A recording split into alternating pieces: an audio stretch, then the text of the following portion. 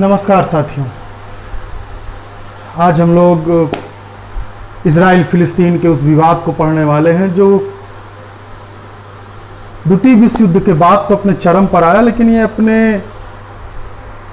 तीन धर्मों के संगम के कारण सदैव चर्चा में रहा है। एशिया के दक्षिण पश्चिम में स्थित इजराइल मई 1948 के पहले फिलिस्तीन के नाम से जाना जाता था। इजराइल फिलिस्तीन का ये संघर्ष वास्तव में विश्व इतिहास का एक रिश्ता हुआ घाव है, जिससे चाहे न चाहे रक्तस्राव हो ही जाता है, ब्लीडिंग हो ही जाती है। बड़े आसान शब्दों में समझेंगे, फिलिस्तीन मुस्लिम बाहुल है और इजराइल यहूदी बाहुल क्षेत्र है। इजराइल ने प्रारंभ में अपनी राजधानी तेल अवीव को घोषित किया था, परंतु बाद में जैसे जैसे इजराइल का कद बढ़ता गया, ताकत बढ़ती गई और पश्चिमी जगत का समर्थन उसके साथ रहा, जिसका फ़ायदा उठाते हुए इजराइल ने यरूशलेम को अपनी राजधानी घोषित कर दी। जबकि समझौता 47 में ये हुआ था, जब दो राष्ट्र सिद्धांत लागू हो रहे थे, तो समझौता ये किया गया था कि पश्चिमी यरूशलेम पर अधिकार होगा इजराइल का और पूर्वी पर फिलिस्तीन का। लेकिन अपने वादे से मुकरते हुए इजराइल ने फिलिस्तीनी अधिकार क्षेत्र को भी अपने अधिकार में ले लिया। हालांकि यूएनओ में एक प्रस्ताव यह भी रखा गया था कि यरूशलेम को ठीक उसी तरह रखा जाए जैसे वेटिकन सिटी को रखा जाता है। मेरा मानना है कि अगर यह किया गया होता तो शायद विवाद कम होता। दो राष्ट्र सिद्धांत के राष्ट्रीय विभाजन से कहीं अधिक धार्मिक मान्यताओं पर यरूशलेम पर अधिकार करने की जंग ये ज्यादा है। कह सकते हैं कि भूमि के टुकड़े से कहीं अधिक धर्म की वर्चस्व स्थिति को स्थापित करने का जोश यहां दिखाई पड़ता है। थोड़ा सा बैकग्राउंड में जाना होगा।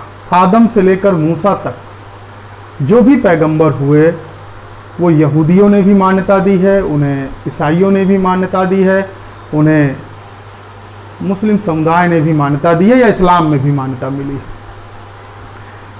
इसी लिस्ट में एक बड़ा नाम आता है इब्राहिम का। इब्राहिम तीनों धर्मों के, यहूदी, ईसाई और इस्लाम, तीनों के पितामह माने जाते हैं। इब्राहिम के ने ही सबसे पहले एक मत दिया था, ईश्वर एक है या अल्लाह एक है। इसी विचार को लेकर कालांतर में ये विचारधाराएं जन्मी। यहां याद रखना होगा कि इब्राहिम के दो पुत्रों से इन तीन धर्मों के उदय की कहानी शुरू होती है। तो थोड़ा मैप के जरिए आपको बताना चाहूंगा कि आप समझ सकें। पैगंबर इब्राहिम को हानिफ भी कहते हैं, अर्थात अल्लाह का मित्र। इब्राहिम के एक बेटे थे इस्माइल, दूसरे इशाक। इसाक के वंशजों में याद रखिएगा, मैंने वंशज शब्द यूज किया है। मूसा और ईसा आए। मूसा पहले आए और मूसा से जन्मे यहूदी, मूसा से आए यहूदी, ईसा से आए ईसाई। यहां ध्यान रखिएगा, ये पहला है और ये दूसरे में है और दोनों में काफी अंतर है। ये ईसा पूर्व में भी यहां पर निवास करते थे और एक तरीके से फिलिस्तीन इनका मूल निवास होता है। इस घटना के हिसाब से इब्राहिम फिलिस्तीन के क्षेत्र में रहा करते थे। तो मूल रूप से यहूदी यही कहते हैं कि यह हमारा मूल निवास स्थान है। हमें राजनीतिक परिस्थितियों ने यहां से निकलने के लिए विवश किया था। इस्माइल के वंशजों में पैगंबर मोहम्मद साहब आते हैं। तो आप देख सकते हैं कि इन सब के पितामह कौन हैं? तीनों के इब्राहिम ही हैं। इब्राहिमी मत के अनुसार भी ईश्वर एक है और ये सब उन्हीं के वंशज हैं। फिर तो आप कह सकते हैं कि बड़ी समानता है। फिर विवाद किस बात का है? मान्यताओं को लेकर। मूसा के वंशज यहूदियों ने ईसा और पैगंबर को, मोहम्मद साहब को अगला पैगंबर मानने से ही मना कर दिया। तो विवाद की शुरुआत यहीं से होती है। यरूशलेम को भी समझना बहुत जरूरी है, जिसके कारण ये झगड़ा होता है।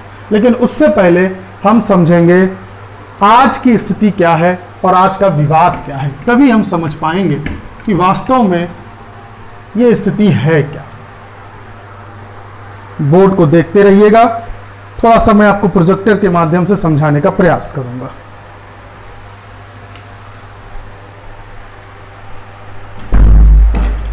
आपको बोर्ड पर एक मैप दिख रहा होगा, ये वास्तव में इजराइल है। इजराइल के सबसे उत्तर में है लेबनान, इस तरफ सीरिया, यहां जॉर्डन, और ये डेड सी है, याद रखिएगा, ये है डेड सी, मृत सागर, ये है भूमध्य सागर।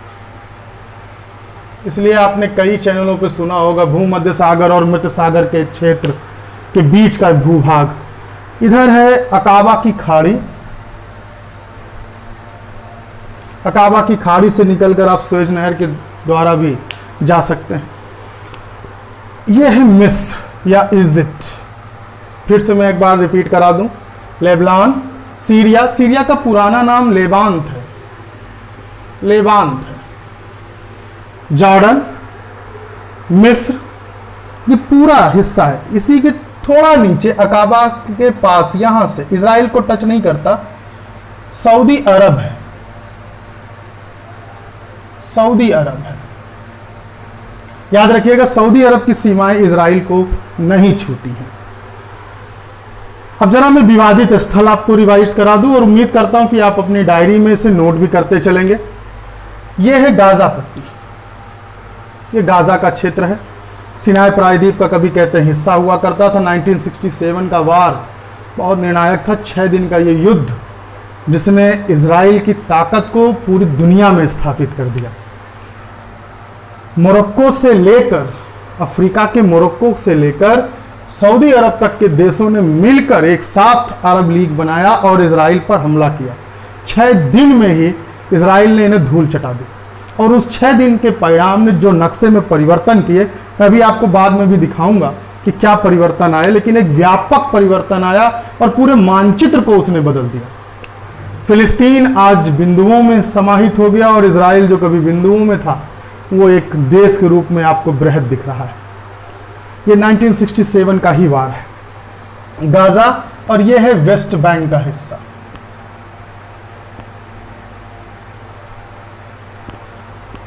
ये वेस्ट बैंक का हिस्सा है। कहते हैं ये जॉर्डन से लिया गया है। जॉर्डन और वेस्ट बैंक के, जॉर्डन और इजराइल में वेस्ट बैंक को लेकर एक विवाद भी हुआ था, जिसमें बाद में समझौता हुआ। 25 साल का एग्रीमेंट था। उसके बाद जॉर्डन ने इसे खत्म करने की बात कही, विवाद फिर तनाव पर है। ये स्थिति ऐसी पहुंच चुकी है कि हो सकता है कि अगला संघर्ष जॉर्डन से हो जाए। ये गोलन हाइट है, ये सीरिया से छीना गया हिस्सा है, ये भी विवादित है। सीरिया और इजराइल के बीच गोलन हाइट का विवाद है। जॉर्डन और इजराइल के बीच वेस्ट बैंक का विवाद है।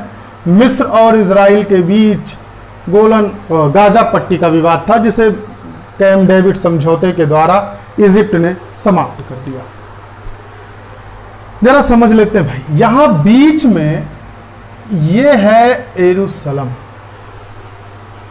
यरूशलेम, यरूशलेम तीनों धर्मों का केंद्र है, यहूदी, इस्लाम और ईसाई। ईसा मसीह की कर्मभूमि रहा है, यहीं उनको क्रॉस पर टांगा गया था, जहां वो मरे फिर जीवित हुए। यहाँ उनकी खाली कब्र भी बनी हुई है। चर्च ऑफ द स्कल्पचर में लोग यहाँ दर्शन करने के लिए भी आते हैं, जो इनका सबसे प्रसिद्ध स्थल भी है। मुस्लिमों का ये स्थल इसलिए जुड़ा हुआ है क्योंकि यहाँ पर है डोम ऑफ रॉक, वो पत्थर।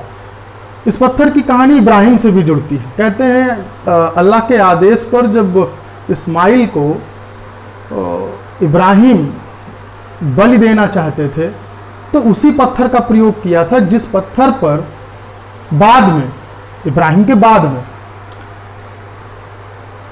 में पैगंबर ने अपने घोड़े का प्रयोग करते हुए अल्लाह से मिलने गए और वापस अल्लाह का संदेश लेकर नीचे आए। तो ये वही पत्थर यहाँ पर रखा है जिसे हम कहते हैं डोम ऑफ रॉक। मैं भी आपको दिखाऊंगा अभी डोम ऑफ रॉक क्या है। दूसरी तरफ डोम ऑफ रॉक के ठीक सामने ही है अल अक्सा मस्जिद। अल अक्सा मस्जिद, अल शब्द का अर्थ अरबी में होता है डा, इसलिए आपको कई शहरों के सामने लगा हुआ भी मिल जाएगा अल शब्द का, अल अजीजिया। ठीक, यहाँ आप देख सकते हैं कि ये अल अक्सा मस्जिद है, टेम्पल मस्जिद है। यहाँ पर नमाज अदा की जाती है। मक्का मदीना के बाद ये इस्लाम का तीसरा सबसे बड़ा केंद्र है। तो ये इब्राहिम से जुड़ने के कारण तीनों धर्म इस पर अपना दावा करते हैं। लेकिन वर्तमान में जो अधिकार क्षेत्र है मुस्लिम वक्फ के पास है, इजराइल सिक्योरिटी है और फंडिंग का काम जॉर्डन देखता है। तो ये डोम ऑफ रॉक और अल अक्सा मस्जिद या मस्जिद ये इस्लाम से जुड़ा हुआ है। चर्च ऑफ स्केपुलर हो, डेमिनेशन हो, चाहे जीसस से जुड़ी हुई मेरी की कहानियां हो, वो भी यरूशलेम से ही जुड़ती हैं। यहाँ करीब 20 से 25 किलोमीटर दूर बेथलेहम है जहाँ ईसा का जन्म हुआ था, वो भी वेस्ट बैंक में ही पड़ता है। ईसा मसीह का जन्म स्थान वेस्ट बैंक में ही पड़ता है। करीब 10 से 15 किलोमीटर या 20 किलोमीटर की दूरी है बेथलेहम में और यरूशलेम के बीच। यही ईसा मसीह का जन्म हुआ था और यरूशलेम उनकी कर्मभूमि बनी थी। मरियम का जिक्र कुरान में भी आता है, मरियम का उल्लेख कुरान में भी है। यहाँ तक कि यहूदियों की कई कहानियां बाइबल और कुरान में वर्णित हैं। बाइबल की ही कहानी के अनुसार जब ईश्वर के फरिश्ते से जैकब ने युद्ध किया और उसके बाद अपना नाम बदलकर इजराइल कर लिया और इसी क्षेत्र में आके वो रहने लगा, तब से इस क्षेत्र का एक और नाम पड़ गया था इजराइल। या कह सकते हैं इजराइल शब्द की उत्पत्ति बाइबल की इस कहानी से मानी जाती है। ये जो भी स्थल है यहीं पर यहूदियों के भी कुछ स्थल है। यहूदी का स्थल है होली ऑफ द होलीज। माना जाता है कि यहां पर ही दुनिया के निर्माण के पत्थर रखा गया था, पहला नींव रखी गई थी। यहीं दाऊद का टावर है, दाऊद टावर। दाऊद और सोलोमन ये यहूदियों के बहुत प्रसिद्ध राजा हुए जिनका यरूशलेम पर कब्जा था। सोलोमन ने ही यरूशलेम में सोलोमन मंदिर का निर्माण कराया था और बाइबल के अनुसार ये दुनिया का पहला पूजा स्थल था।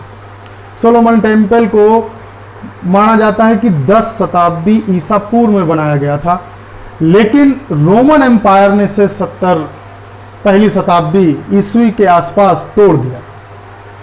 इसी की दीवार आज बची हुई है, जिसे पश्चिमी दीवार कहते हैं या विलिंग वॉल कहते हैं। दरअसल विलिंग वॉल कहने के पीछे एक रीज़न है कि यहाँ पर आकर यहूदी रोते हैं, इसलिए इसको विलिंग वॉल भी कहते हैं। अब इस छोटे से क्षेत्र को जहाँ पर ये तीनों धर्मों के स्थल हैं उसे ओल्ड सिटी यरूशलेम कहते हैं। यहाँ 8 दरवाजे हैं जिसमें दसमक गेट का दसमक, याद रखिएगा सीरिया की राजधानी नहीं है ये दसमक, यहाँ पर स्थित एक गेट का नाम है। दसमक गेट के ठीक एंट्रेंस रॉक ऑफ कह सकते हैं आप अल-अक्सा मस्जिद में और वेस्टर्न वॉल की तरफ होता है। तो दसमक गेट हमेशा चर्चा में आता है, ये हमेशा चर्चा में रहता है दसमक गेट। यहीं से अभी फिर जब शांति वार्ता हो चुकी है, एग्रीमेंट हो गया है 11 दिन की लड़ाई के बाद, फिर भी अभी कुछ झड़पें हुई और उसमें कहा गया कि दसमक गेट से ही एंट्री करके इजरायली सेनाओं ने अपनी कार्रवाई की और लोगों को वहाँ से भगाया।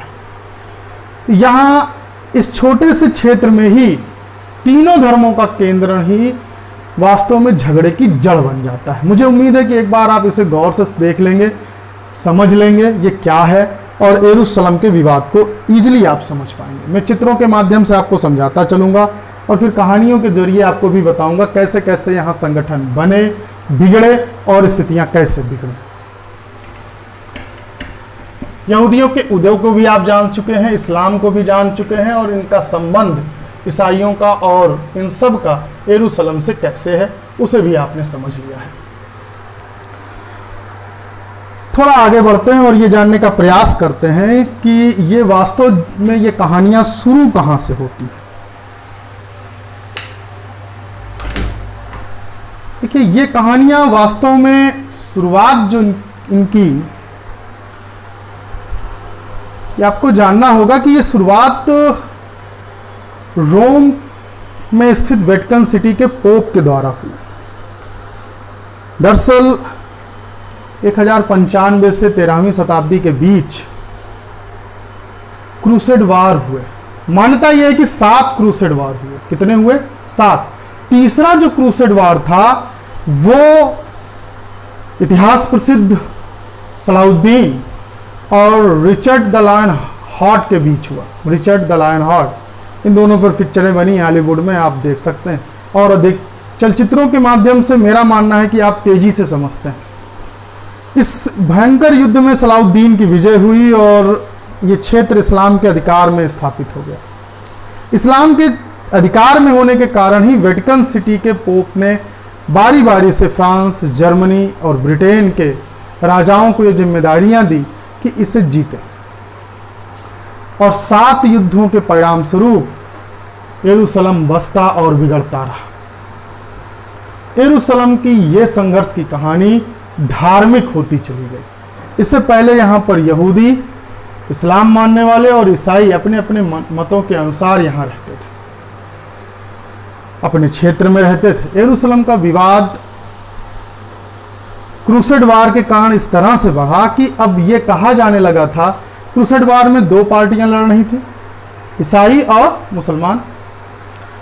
अब ये कहा जाने लग गया था, इतिहासकारों के द्वारा भी ये वर्णन मिलता है कि यहूदी अब ये मानने लग गए थे कि उनका अपना कोई भविष्य नहीं है, या तो वो मुसलमानों के अधीन रहेंगे या तो वो ईसाइयों के अधीन रहेंगे। और अपने अस्तित्व को बचाए रखने के लिए यहूदी पूरी दुनिया में फैलते चले गए। इस क्रूसेड वार के कारण ही उनका विस्तार बड़ी तेजी से यूरोप जगत की ओर हुआ। मैंने आपको इब्राहिम के चार्ट के द्वारा भी बताया था कि इस्माइल के वंशज में आने वाले पैगंबर और इधर मूसा और ईसा का, ईसाइयों को लगा कि मैं डायरेक्ट अगर कब्जा नहीं कर सकता हूं तो राजनीतिक हथकंडे के तहत तो यहां अपनी उपस्थिति दर्ज कराई जा सकती। इसलिए उन्होंने यहूदियों को अपने यहां शरण दी और ये बात उठवानी शुरू की यहूदियों के जरिए कि फिलिस्तीन उनका अपना घर है, मूल निवास है और उन्हें उनका स्थान मिलना चाहिए। 1917 में तो ब्रिटेन के विदेश मंत्री ने तो साफ कह दिया कि हम आपको दिलाएंगे। बाल्फोर घोषणा में भी इसका जिक्र है। जहां बाल्फोर ब्रिटेन के प्रधानमंत्री थे, उन्होंने एक डिक्लेरेशन में कहा था कि फिलिस्तीन इजराइलियों का, यहूदियों का घर है और यहाँ पर उनका निवास होना चाहिए और मेरा प्रयास होगा कि उन्हें उनका देश मिले। यहीं से तय हो चुका था कि अब क्रूसेड वार की पराजय और इन सारी चीज़ों को देखते हुए युद्ध की बजाय कूटनीति से पश्चिमी जगत अपनी उपस्थिति दर्ज कराना चाहता था। या आप कह सकते हैं कि पश्चिमी जगत ईसाइयत को वहां स्थापित दिखाना चाहता था, अरब जगत इस्लाम को दिखाना चाहता था और यहूदी स्वयं को वहां पर पहले स्थापित करके मजबूत करना चाहते थे। यही तीनों विचारधाराओं का द्वंद्व 10 मई को देखने को मिला। रमज़ान के पवित्र महीने में नमाज अदा कर रहे लोग, अलक्सा टेम्पल में भ्रमण कर रहे लोगों का विवाद, संघर्ष इजरायली सैनिकों से हुआ। आंसू गैस के गोले, फायरिंग, बुलेट्स का प्रयोग, इसने हमास संगठन को उत्तेजित कर दिया। अब यहाँ 2 चीज़ों को पहले समझते चलें, PLO और हमास। PLO 1964 में अस्तित्व में आई और हमास का अस्तित्व हुआ 1987 में। 1964 में फिलिस्तीन लिबरेशन ऑर्गेनाइजेशन अस्तित्व में आई। ये संगठन प्रारंभ में संघर्ष के लिए पैदा हुआ, लेकिन यासिर अराफात ने, जो 1969 में इसके अध्यक्ष बने, यासिर अराफात ने इसे धीरे धीरे राजनीतिक के तौर पर स्थापित किया। यासिर अराफात पहले ऐसे व्यक्ति भी हैं जो किसी भी देश के ना राष्ट्राध्यक्ष ना शासनाध्यक्ष थे, फिर भी यूएनओ को इन्होंने संबोधित किया। इन्हें शांति का नोबेल भी मिला। इन्हीं के प्रयासों से कहा जा सकता है कि यूनेस्को में फिलिस्तीन को एक देश के तौर पर स्थान दिया गया। यासिर अराफात ने ही वेस्टर्न बैंक में स्थापित होने की बात कही और वहाँ का प्रशासन आज भी फिलिस्तीन राष्ट्रवादी या राष्ट्रीय प्राधिकरण देखता है। फिलिस्तीन राष्ट्रीय प्राधिकरण की ही एक शाखा हमास को माना जाता है। यासिर अराफात के अंत के साथ ही हमास का कद बड़ी तेजी से बढ़ने लगा। हमास वास्तव में अरबी भाषा का शब्द है जिसका अर्थ होता है उत्साह। किस चीज का उत्साह? अपनी स्थापना का उत्साह। हमास ने 1987 के बाद से संघर्ष का रास्ता चुना, लेकिन आपको जान के ताज्जुब होगा 2001 में इसके बेड़े में रॉकेट शामिल हुए। 2006 में इसने रॉकेट हमले से इजराइल को परेशान कर दिया। 2006 इजराइल ने इसके बाद अपने डिफेंस सिस्टम को मजबूत करना शुरू किया किसी भी हवाई हमले के विरुद्ध, और इस बार उसने आयरन डोम सिस्टम को डेवलप किया। आपने बहुत कुछ वीडियो में देखा होगा, लेकिन आप सरल शब्दों में जान लीजिए आयरन डोम है क्या। वास्तव में इंटरसेप्टर मिसाइलों का एक समूह है जो किसी भी हवाई हमले के समय अलर्ट हो जाता है। इसमें राफेल सिस्टम का प्रयोग किया गया है, मिसाइलों का प्रयोग किया गया है। बैलिस्टिक मिसाइलें हैं जो मार्ग में ही आने वाली हवाई हमले में प्रयुक्त होने वाली मिसाइल, रॉकेट इत्यादि को वहीं हवा में ही उड़ा देती। ये इंटरसेप्टर मिसाइल है। भारत ने भी इसको विकसित कर रखा है। S-400 काफ़ी चर्चित है इस मामले में, जो हमने रसिया से लिया है। हमने पृथ्वी मिसाइल का प्रयोग करके भी एक इसी तरह का सिस्टम बनाया है, लेकिन हमने अपने बड़े शहरों को सुरक्षित किया है। इजराइल पहला दुनिया का ऐसा देश है जिसने पूरे इजराइल को आयरन डोम से कवर कर रखा है। इसकी सफलता या सक्सेस रेशियो माना जाता है कि मोर देन 90% है। तो एक आध मिसाइलें आपने देखी होंगी कि फिलिस्तीन में गिरी होंगी, और यही कारण है इजराइल में गिरी होंगी। इजराइल में मृतकों की संख्या बेहद कम है क्योंकि आयरन डोम ने उसे बचा लिया। 2006 में इसी के कारण, रॉकेट हमले के कारण ही हमास को चर्चा मिली थी। तो 2006 की सफलता के बाद इस बार भी उसने हमला किया, लेकिन छोटी रेंज की मिसाइलें थी। 10-15 किलोमीटर तक मार करने वाली रॉकेट का प्रयोग किया जाता था। हमास की स्थापना में मिस्र और ईरान का सहयोग माना जाता है। मिस्र का बहुत बड़ा योगदान है, और आपको भी पता है कि मैं अभी उस सेगमेंट में आऊँगा कि मिस्र किस तरह से पराजित होने के बाद सीधी युद्ध में इजराइल से जब पराजित हुआ तो वो छद्म युद्ध के तौर हमास के मुखौटे से लड़ रहा है। इस बार भी आप देख सकते हैं कि जो 11 दिन का संघर्ष हुआ उसमें जब शांति विराम की बात आई तो मिस्र ने ही भूमिका निभाई, और अब तो काफ़ी आलोचना हो रही है नेतन्याहू की कि क्यों उन्होंने एक तरफा शांति विराम की घोषणा कर दी।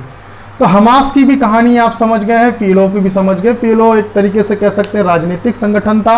हमास एक क्रांतिकारी मूवमेंट लेकर आया अपनी आज़ादी के लिए, जिसे पश्चिमी जगत के देश आतंकवादी संगठन मानते हैं, जबकि चीन, रसिया सहित अरब जगत के देश हमास को स्वतंत्रता के लिए लड़ रहे क्रांतिकारी मानते हैं, आतंकवादी नहीं मानते। दोनों तरफ इस मुद्दे में जो आपको अलगाव दिखता है वही वास्तव में संघर्ष का कारण है। हमास की खुराक अरब जगत है, चीन है, और आप कह सकते हैं कि रूस है। पीएलओ को 100 देशों ने मान्यता दी थी, भारत ने भी दी थी। यासिर अराफात तो इंदिरा जी को अपनी बड़ी बहन कहते थे। इनके गांधी नेहरू परिवार से अच्छे संबंध भी रहे। और यहाँ तक कुछ विवरण जो मैंने पढ़े हैं, जहाँ आप विकिपीडिया वगैरह पे भी देख सकते हैं कि यासिर अराफात ने राजीव जी को आगाह भी किया था 91 के इलेक्शन के दौरान कि आप पर जानलेवा हमला हो सकता है। ये सारे चीज़ें बताती हैं कि कितने अधिक यासिर अराफात भारत से लगाव रखते थे या नज़दीक थे। यहाँ एक प्रश्न उठता है, 1967 इजराइल, PLO, हमास, इन संगठनों के आने के बाद स्थिति बिगड़ती ही चली गई। लेकिन अब बात आती है इजराइल के उदय की। मैंने आपको बताया कि 1917 में किस तरह से विदेश मंत्री ने डिक्लेयर किया, फिर बाल्फोर ने कैसे डिक्लेरेशन की कि आपको इजराइल फिलिस्तीन में अपना निवास स्थान मिलेगा, एक देश मिलेगा। यहूदी बड़े मेहनतकश लोग होते हैं। उन्होंने पूरे यूरोप में इकोनॉमी पर एक तरह से प्रभुत्व स्थापित किया, जर्मनी में तो विशेषकर। और इसी समय नाजी पार्टी का उदय हुआ। नाजी पार्टी के उदय के बाद स्थिति बिगड़ती चली गई और इनका शोषण होना शुरू हुआ। यहां याद रखना है, एक डेट बहुत इंपॉर्टेंट है, 1922। 1922 को फिलिस्तीन पर ब्रिटेन का कब्जा हो गया। 1922 में ब्रिटेन का अधिकार हुआ। यहां याद रखना होगा कि 1919 और प्रथम विश्व युद्ध के दौरान ही पश्चिमी देशों को यह पता लग चुका था कि अरब जगत की मिट्टी में तेल है, खनिज तेल है। इसलिए उनको अब ऑटोमन साम्राज्य को तोड़ना था। तुर्की के प्रसिद्ध ऑटोमन साम्राज्य को बिना तोड़े वो इस क्षेत्र के खनिज का उपयोग नहीं कर सकते थे। अतः उन्होंने 1919 की सेब्र की संधि के अनुसार ऑटोमन साम्राज्य का अंत कर दिया और लोकतंत्र के विकास के नाम पर पश्चिमी देशों ने इस क्षेत्र की खनिज संपदा की लूट प्रारंभ कर दी। इसी बंटवारे में फिलिस्तीन ब्रिटेन के हाथ चला गया।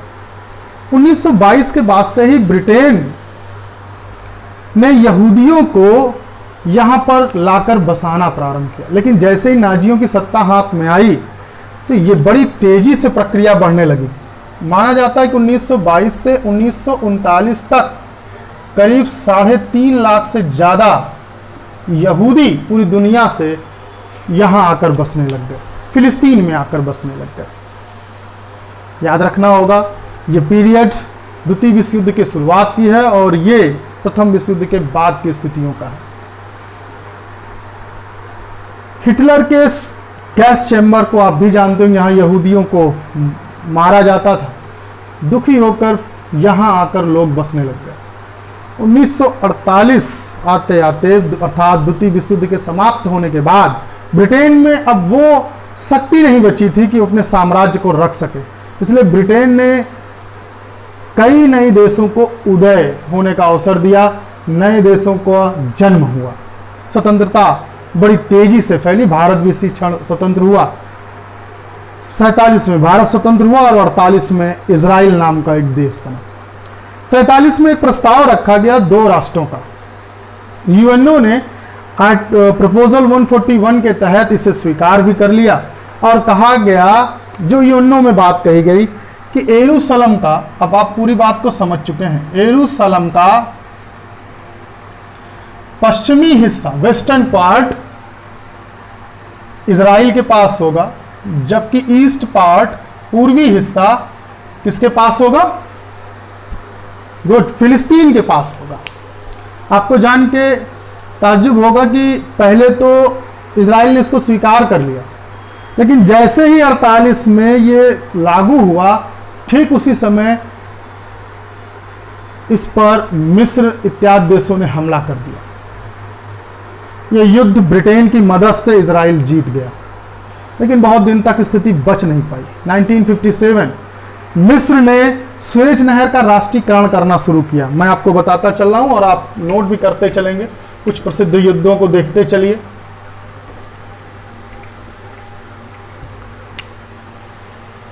नाइनटीन 47 या 48 में जो युद्ध लड़े गए वो इजराइल के विरोध में लड़े गए कि इजराइल नाम का कोई देश नहीं होना चाहिए, फिलिस्तीन होना चाहिए, इजराइल का कोई वजूद नहीं है। इस युद्ध में ब्रिटेन की मदद से इजराइल विजयी रहा। फिर 1957 में स्वेज नहर का एकीकरण करने के लिए या राष्ट्रीयकरण करने के लिए मिस्र ने उस पर अधिकार करने के लिए युद्ध छेड़ दिया, जिसमें सबसे पहले इजराइल ही कूदा। बाद में ब्रिटेन और फ्रांस ने इजराइल की मदद की और सिनाई के क्षेत्र पर अधिकार हो गया। बाद में मिस्र को वो सौंप भी दिया गया। लेकिन 1967 का युद्ध सबसे इंपॉर्टेंट है। इसमें अरब लीग का गठन हुआ। Saudi Arab, Jordan, Syria, Lebanon, Iraq, Morocco, मिस्र जैसे देश इसमें शामिल हुए और उन्होंने एक साथ पूरी रणनीति बनाई कि इजराइल पर हमला किया जाएगा। इसके लिए जॉर्डन को चुना गया, जहां सारे युद्धी जंगी बेड़े इत्यादि सब रखे जाएंगे और यहां से मोर्चा खोला जाएगा। फिर धीरे धीरे इजराइल के चारों तरफ बेड़े मोर्चे खोले जाएंगे। लेकिन जब तक इसको ये लागू करते, इजराइल ने अपने विध्वंसक हवाई हमले के द्वारा लड़ाकू विमानों को मिस्र के एयरपोर्ट पर ही नष्ट कर दिया। परिणाम स्वरूप 6 दिन में ही इतने देशों ने एक साथ सरेंडर कर दिया। और 67 की इसी के युद्ध के दौरान गाजा का क्षेत्र मिस्र से छीन लिया। वेस्ट बैंक का क्षेत्र जॉर्डन से छीन लिया और गोलन हाइट्स या गोलन पहाड़ी का क्षेत्र सीरिया से छीन लिया। इसके बाद तो 73 में एक बार फिर प्रयास हुआ, लेकिन वह असफल रहा। इसके बाद से लगातार छिटपुट वारें जारी हैं, जो अभी 2021 मई में भी दोहराई गई। ये कुछ प्रमुख युद्ध हैं। 73 तक के युद्ध को आप कह सकते हैं कि ये बड़े युद्ध थे, जहां एक संयुक्त प्रयास किया गया। इस बार भी इस युद्ध में 11 दिन चलने के बाद एक प्रखर आवाज उठने लग गई थी, जिसमें हमारे पड़ोसी देश पाकिस्तान की भी इच्छा थी लड़ने की, तुर्की भी लड़ना चाहता था और उम्मीद ये थी कि इसके साथ साथ कई और देश भी जुड़ते। लेकिन इससे पहले ही संघर्ष विराम हो गया, जिसमें मिस्र ने भूमिका निभाई। अब आप समझ चुके होंगे कि ये विवाद कितना पुराना है। मैं आपको थोड़ा तस्वीरों के माध्यम से अब आपको दिखाना चाहूंगा कि आप देखें और समझ सकें कि ये विवाद की जड़ें कहां तक है। उन स्थलों को अगर आप देख लेंगे, अपने दिमाग में रखेंगे, तो मुझे उम्मीद है कि आपको बड़ी इजीली से ये तैयार हो जाएगा कि ये झगड़े क्या हैं।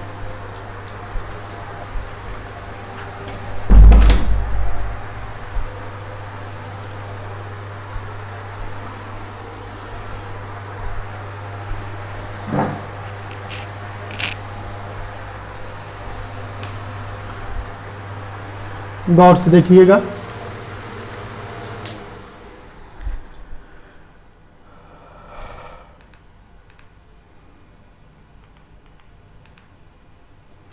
ये वो सोलोमन टेम्पल है, जिसको यहूदी मानते हैं कि 10वीं शताब्दी में बनाया गया था। आपको यहां एक दीवार दिख रही होगी, इस हिस्से को गौर से देखिएगा। ये आज इसी दीवार का हिस्सा बचा हुआ है, इसे ही वेस्टर्न वॉल कहते हैं। ये माउंट टेम्पल है, ये हिस्सा माउंट टेम्पल का हिस्सा है। आपको जान के ताज्जुब होगा कि यहां पर ऐसी मान्यता है कि यरूशलेम में तकरीबन 1024 सिनेगाग हैं और 158 के आसपास गिरजाघर और 73 मस्जिदें हैं, 73। और इन सबका अपना एक सिग्निफिकेंट है, महत्व है। ये वेस्टर्न वॉल है, यही आज बची हुई है, बाकी पूरा ध्वस्त हो चुका है। रोमन एम्पायर ने इसे नष्ट कर दिया था। चलिए जरा आगे बढ़ते हैं, अगली तस्वीर को देखते हैं। इसे आप एक बार फिर से देख लीजिए।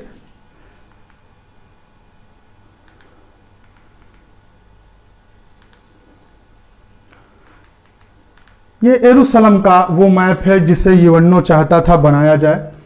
देखिए ये जो आपको रंग दिख रहा है नीले रंग का, इस पर इजराइल का अधिकार माना गया था। ये पश्चिमी भाग है, ये पूर्वी भाग है जिस पर फिलिस्तीन का अधिकार माना गया था। ये वो हिस्सा है जहां पर कोई व्यक्ति नहीं रहेगा, यह स्वीकार किया गया था, ठीक। और यहां पर है ओल्ड सिटी, यही वो सारे प्रतीक है जो सोलोमन टेम्पल की दीवार है, डोम ऑफ रॉक है, अलेक्सा टेम्पल है, द चर्च ऑफ स्केपलर है, ये सब जो है वो यही है। सारे विवाद इसी जगह को लेकर है। आजकल इजराइल ने इस पर भी अधिकार कर लिया है। तो आपको समझ में आ गया होगा। मैं भी आपको यरूशलेम के विषय में थोड़ा और बताऊंगा। हाँ, यरूशलेम के लिए इतना भी याद रखना आपको जरूरी है, मैंने आपसे चर्चा की थी कि यहां पर कुल कितने गेट हैं, 8 गेट हैं। ये यरूशलेम के इस हिस्से में है, ओल्ड सिटी में। दमस्क गेट को आप याद रखिएगा, बेहद इंपॉर्टेंट है। यरूशलेम में 4 क्वार्टर हैं, 4 भागों में यरूशलेम को बांटा गया है। एक तरफ रहते हैं मुस्लिम, दूसरी तरफ हैं यहूदी, फिर ईसाई और अर्मेनियाई जिसे कह सकते हैं, अर्मेनिया के रहने वाले। जहां अर्मेनिया के लोग रहते हैं इसी के पास है ओल्ड सिटी। ठीक ऊपर ही वो टेम्पल का है, वो माउंट का हिस्सा है पहाड़ी का, जहां पर ये सब स्थित है। तो याद रहेगा यहूदी, मुस्लिम, ईसाई और अर्मेनियन ये वो भाग हैं यरूशलेम के जहां ये अपने अपने क्षेत्रों में निवास करते हैं और अपने धार्मिक स्थलों की पूजा अर्चना करते हैं। ये यरूशलेम से जुड़ा हुआ कुछ फैक्ट था। आगे बढ़ते हैं और एक एक चित्र से बड़े गौर से इस पूरे विवाद को समझते चलते हैं।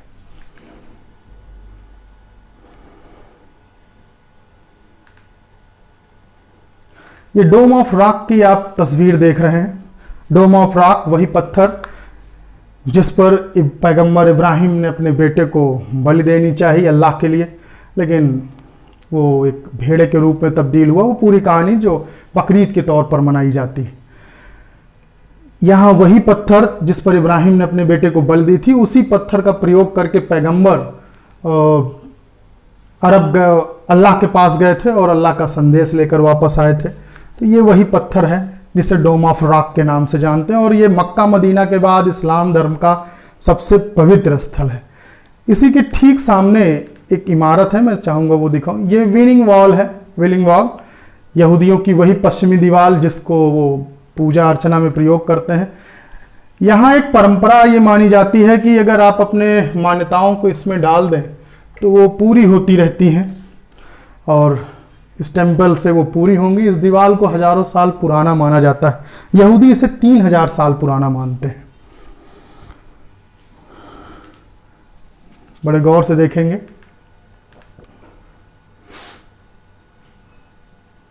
ये मैंने आपको पहले ही बताया था कि ये फिलिस्तीन को दिखाता है, वेस्ट बैंक और गाजा पट्टी का क्षेत्र। याद रखिएगा ये जगह है अलेक्सा टेम्पल, अलेक्सा मस्क्यूया टेम्पल जिसे आप कह देते हैं। ये वास्तव में इसे हम अल हरम अल शरीफ भी कहते हैं, अल हरम अल शरीफ भी कहते हैं। यही नमाज अदा की जाती है। इसी के ठीक सामने वो स्थल है जो मैंने अभी आपको बताया, डोम ऑफ रॉक का। ये ठीक उसी के सामने है। यहाँ एक और स्थल है, मैं आपको वो दिखाना चाहूँगा। मैं आप तस्वीरों के माध्यम से ज़्यादा जल्दी समझेंगे।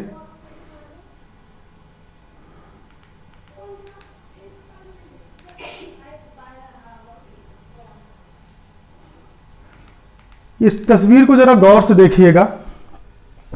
यहाँ आपको जो ये गुंबद दिख रहा है ये अलेक्सा टेम्पल, अलेक्सा मस्जिद का है। और यहाँ जो दीवार दिख रही है ये पश्चिम दीवार है। तो जो मुस्लिम्स इस क्षेत्र को नहीं छूना चाहते, विवाद को बचाने के लिए इजराइल ने एक लकड़ी का पुल बना दिया है कि आप इस क्षेत्र को देखते हुए भी ऊपर से चले जाइए यहूदियों को मत परेशान करिए और आप अपने, या ना यहूदी आपको परेशान करें ना आप इनकी आस्था में कोई दखलंदाजी करें। आप ऊपर चले जाइए, आप वहाँ अपनी पूजा करिए और आप इधर वॉल पे जो यहूदी पूजा करते हैं वो अपनी पूजा करें। ये उसी लकड़ी के पुल का प्रयोग करते हैं। यहाँ से प्रायः टूरिस्ट भी बहुत जाते हैं। हम जो लोग यहाँ घूमने जाते हैं वो इसे अच्छी तरह जानते हैं कि इसका क्या प्रयोग है। यही है, इस लकड़ी के पुल को मैंने शॉर्टकट में दिखाया था। अब आप देख सकते हैं लकड़ी के पुल से मुसलमान यहाँ से ऊपर जा सकते हैं, या जो भी इस वॉल को नहीं देखना चाहता ये देख सकते हैं आप। यहाँ पर ये वो दीवार है, नीचे आपको भीड़ दिखेगी। यहूदी यहीं पर आकर अपनी पूजा पाठ करते हैं। सोलोमन टेम्पल की पश्चिमी दीवार इसी को मानते हैं और इसके जरिए वो सीधे अलास्का मस्क निकल जाते हैं और वहां पूजा करते हैं।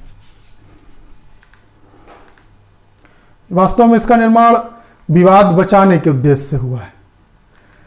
ये तस्वीरों के माध्यम से मैंने आपको दिखाने का प्रयास किया कि कैसे सिकुड़ता चला गया है फिलिस्तीन। डार्क कलर में जो आपको दिख रहा है ये फिलिस्तीन है। 1948 के पहले ऐसे दिखता था। 48 से 57 के बीच की स्थिति कुछ ऐसी हुई। 67 में तो इसकी हालत ही खराब कर दी इजराइल ने, और वर्तमान में सिर्फ 12% ही फिलिस्तीन बचा हुआ है। बाकी सब पर इजराइल का अधिकार है। ये जॉर्डन नदी है, गोलन हाइट के से ये निकलती है और देखिए सीधी रेखा में बॉर्डर बनाते हुए ये डेथ सी में समाप्त हो जाती है। वेस्ट बैंक इसी के पश्चिम में स्थित होने के कारण वेस्ट बैंक कहा जाता है। जॉर्डन रिवर आपको भी पता है, इस क्षेत्र में उपजाऊ मैदान है जहां अंजीर, अंगूर इत्यादि की खेती होती है। इजराइल के इस हिस्से में एक मरुस्थल है जहां पहली बार तेल इजराइल को प्राप्त हुआ था। यह गाजा का क्षेत्र है, जिसको गाजा से ही हमास ने 10 तारीख को रॉकेट चलाए थे, जिसके बाद इजराइल ने भीषण हमले किए और यहां पर भारी नुकसान हुआ। 240 से अधिक लोग मारे गए, जिसमें मासूम बच्चों की भी संख्या बेहद अधिक है।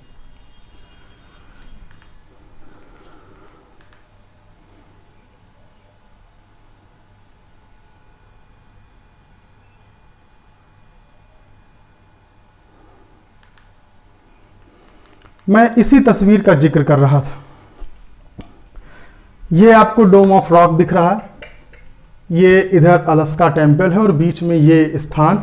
ऐसी मान्यता है इस्लाम में कि जब धरती का अंत आएगा तो यहीं तराजू लगाकर लोगों के पाप और पुण्य का फैसला होगा और इसी के अकॉर्डिंग उन्हें जन्नत और जहन्नुम दी जाएगी। ये वही गेट है, ऐसी मान्यता है। मुझे उम्मीद है कि इस भाग में आपको मैं ये समझाने में सफल रहा हूँगा कि क्या विवाद है और विवाद की शुरुआत क्या है, क्रूसेड वॉर से लेकर यहूदी और इनके संबंध को लेकर। और उम्मीद करता हूँ कि आपको ये बहुत आसानी से अच्छी तरह समझ में आया होगा। हमारा प्रयास होगा कि अगले भाग में भारत इससे किस तरह जुड़ता है, भारत के स्टेटमेंट की भी समीक्षा करेंगे, भारत इजराइल के कूटनीतिक संबंधों पर बातचीत करेंगे, अरब से भारत के संबंधों पर क्या प्रभाव पड़ सकता है, साथ ही साथ देखेंगे कि इस युद्ध विराम की अवधि क्या हो सकती है। तो आज के अंक में इतना ही। मुझे उम्मीद है कि आप अच्छी तरह समझे होंगे, आपको आनंद आया होगा और इस पूरे फैक्ट को अगर आपको अच्छा लगा हो, कुछ नई जानकारियां मिली हों, तो निश्चित इसे आगे बढ़ाएं, शेयर करें, लाइक करें और कमेंट तो ज़रूर करें। आपका बहुत बहुत आभार।